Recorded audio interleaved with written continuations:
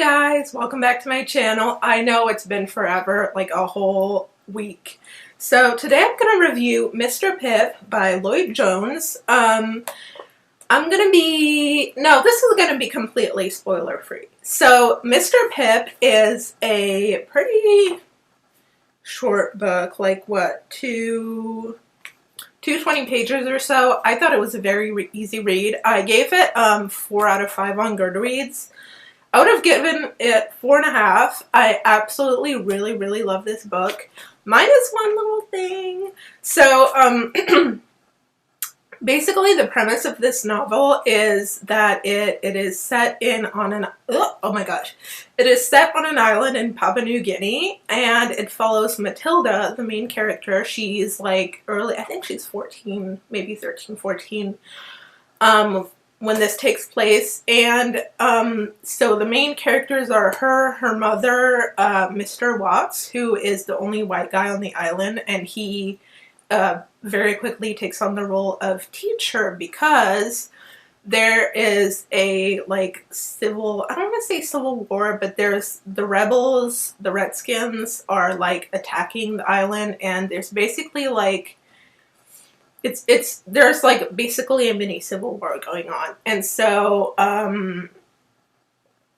what happens is that Mr. Watts takes on the role of professor because no one else, or like all the other people who are professors, were killed or whatever. And the only book they have is Great Expectations by Charles Dickens, hence the title Mr. Pip.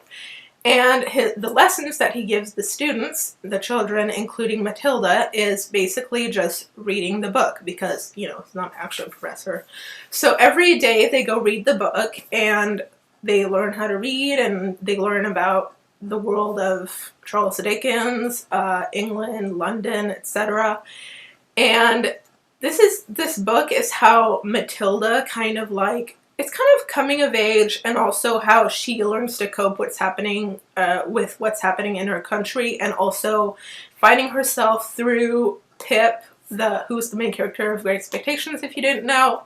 And it's kind of like a similar coming of age story. I really liked that. I thought it was very well done. The only thing that, I guess there are two little things that I didn't like.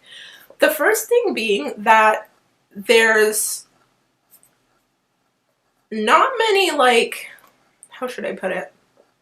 I like about the book, and I also dislike about the book, is that there's very few things going on at the same time. Like, the plot doesn't have that many layers to it. So on one hand, I feel like the few layers that there are, if not just one, are done very well. Don't get me wrong. It's just that I feel like maybe there could have been a little bit more side stories, I guess you could say. I think maybe it would have given a little more depth to the story. The other thing I don't like is that since this is a set in Papua New Guinea, and it's basically how Matilda is kind of like, it's a little colonialistic, we'll put it that way.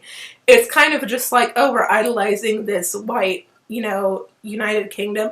Was Papua New Guinea a United Kingdom colony? I'm pretty sure, but I'm not sure 100%. But anyway, it's just like, it's just have this vibe of like this girl idolizing the United Kingdom and this like white culture. And the other thing that is lacking is that there's not too much of her local culture. Like, there is her mom on the other side, because she doesn't like that Mr. Watts is really like reading her this book, and she's like, why do you relate to Pip so much? Like, what's going, you know, like, because she does really relate to Pip a lot.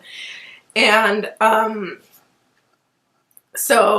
there's not too much of her mom like trying to take her and like teach her her own culture, which I feel like would have been another maybe side story that would have been nice to include. So that is kind of missing. So I did remove you can't do half-star ratings on Goodreads, which is so annoying. But if I could have, I would have given it 4.5. So there we go. The other thing I will say because this is based on or like bounces off of Great Expectations by Charles Dickens, it does help if you've read it. But if you haven't, or if you read it too long ago, honestly, it really doesn't take away from the story, I don't think.